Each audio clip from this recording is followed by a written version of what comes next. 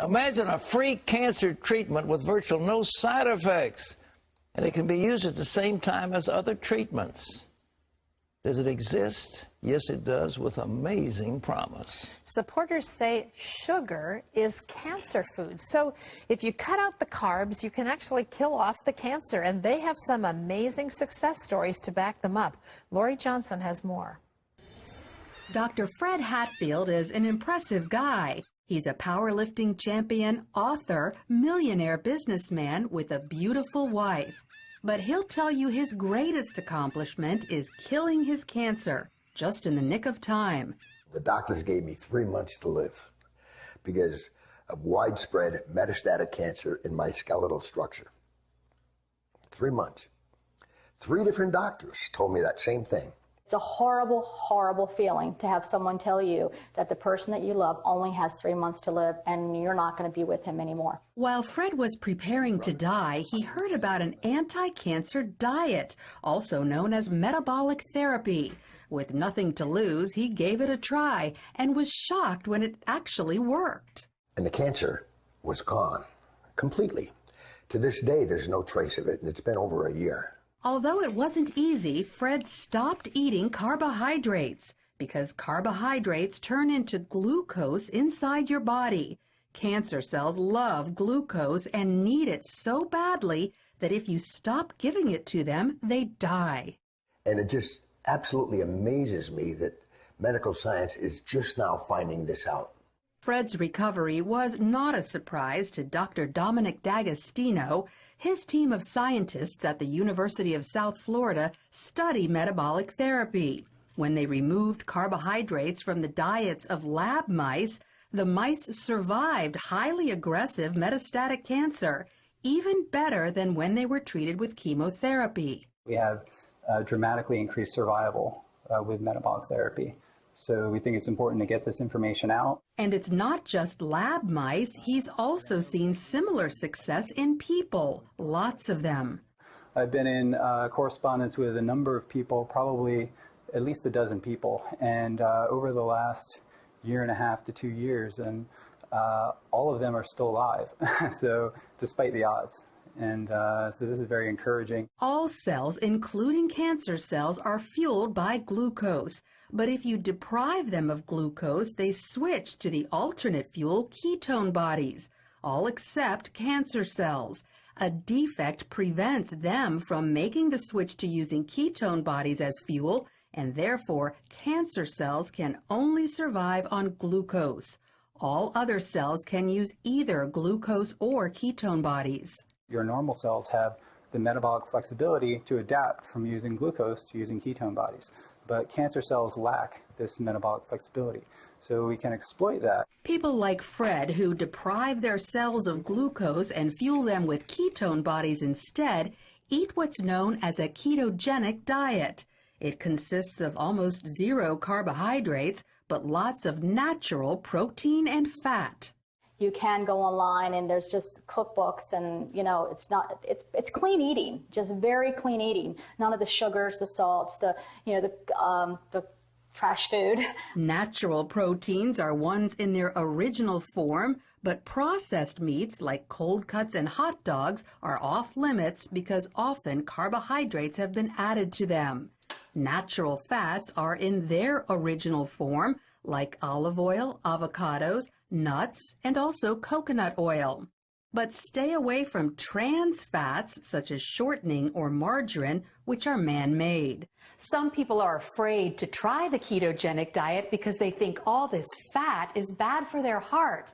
But more doctors are now saying natural fat is actually good for you, even natural saturated fat like coconut oil and butter. Doctors like cardiologist Stephen Sinatra. Is cholesterol the major cause of heart disease? Absolutely not. In his book, The Great Cholesterol Myth, he says the real cause of heart disease is inflammation, which comes from eating too many carbohydrates. We need to coach our patients and empower them about the dangers of sugar. Unfortunately, they're not hearing that. They're hearing the converse, the dangers of fat. Fat is healthy for you. as long as you avoid trans fats. So by cutting back on carbohydrates and eating natural fats and proteins, you could improve your heart health and even wipe out cancer. Amazing. Our reporter, Laurie Johnson, is with us. Laurie, why isn't the medical establishment shouting this from the housetops? It's fabulous. 2 words. Drug companies. He said drug. Now, we know how expensive this kind of research is, and who normally pays for medical research? The drug companies. The drug companies. Yeah, and sure. why do they pay for the medical research? Because they're usually testing a drug, and if the research goes well, then they'll make a whole pile of money on that drug when it's approved. Well, this is a diet. Who's going to make money off of a diet? So they're not testing it The olive to oil its suppliers extreme. aren't going to have a cartel. The olive, Exactly. Yeah, okay. And, you know, talking about this cancer story, just a short time ago, I received word of a woman who had cancer of the salivary glands Yes. and was getting ready to have surgery, disfiguring surgery on her jaw. She went on the ketogenic diet, and now she doesn't have to have the surgery.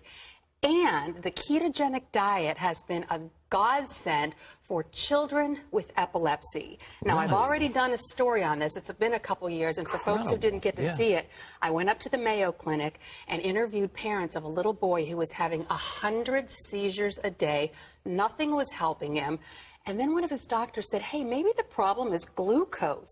So they took him off carbohydrates, and his seizures stopped like that. Incredible. And now kids all over the country are on the ketogenic diet, kids with epilepsy. At least 20 years ago, there was a diet that you did it ketosis, and you had those urine strips, and Right. they had to turn blue, purple, whatever Right, it was. yes. But to see if you're in, quote, ketosis. But as I recall, my joints got sore, and some bad things happened. It wasn't always sweetness and light with that. Well, it's not real simple, and I have tons of information and lots of links on our website if people are interested in going on it. At first blush, I would say maybe you weren't eating enough fat. You know, a lot of people think the ketogenic diet is all meat, but it's really a lot of fat too. And you don't have to go, you know, if you are dying of cancer or if you have epilepsy, then definitely a strict ketogenic diet would be right for you. But for those of us who are trying to prevent cancer, a moderate ketogenic diet has been proven to be very successful. I'm on that. Are you? I've had cancer, and I don't want it coming back. Come on, you look so great. You Well, had cancer. thank you. My mom had a different kind of cancer, and so I'm at higher risk for that.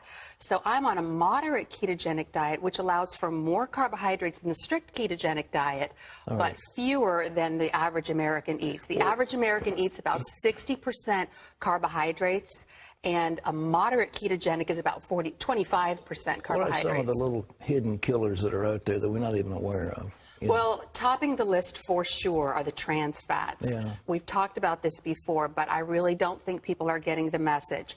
Anything, you look at the label, anything that says hydrogenated, that's a trans fat. Those are molecularly just one molecule away from plastic.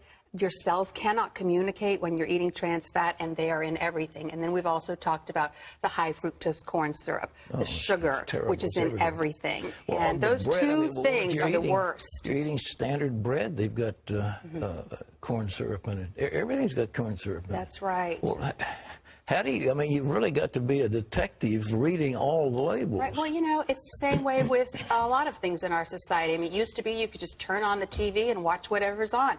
Now you have to be more discerning. That's right. Used to be you could walk into the grocery store and just eat anything that was on the shelf. Now you have to be more discerning. Well, we did a feature here and held up the cans of soup on MSG, which is an excitotoxin. Does that have any bearing on all of these things you're talking about? The MSG and yes, they have come out with all kinds of research about how bad that is. And if you go on our website, cbn.com, there are a list of things that contain MSG, hydrolyzed yeast extract.